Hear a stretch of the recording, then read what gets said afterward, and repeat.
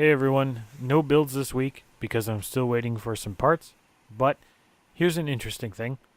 EVGA released all their mid-range RTX cards and GTX cards, and they're really short, but they're 3 slots thick. And it left me wondering, and a bunch of people wondering, who's this for? Um, it might be a product for an ITX case, you would think, but 3 slots doesn't fit in almost all of them, and it might be even hard to fit in other places as well. You can see here, I'm just throwing it at this motherboard, and with a wireless card plugged in there, you're not going to fit this card in it because it's only got 3 expansion slots. You can see here that it blocks off almost all of the serial ATA ports on the motherboard if the wireless card is gone. So that's not really helpful either. And this is a micro ATX board. So who is something like this for? Or why did they make this design? It seems like it's kind of in a class of its own with no real home in computer parts. I think they made this probably they were trying to use more metal and less fan to cool the card. They were maybe thinking that shorter cards will produce less of a moment on the PCI slots and might be easier for shipping or just general handling on the computer. They'll cause less damage if the computer has a big shock, force kind of shock, not an electrical shock.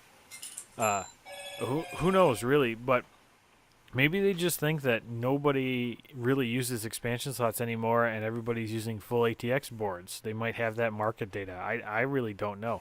It's just a surprising design for me because older EVGA cards that were the shorter mid-range cards could fit in ITX cases. It's kind of like this case here, the Metallic Gear one.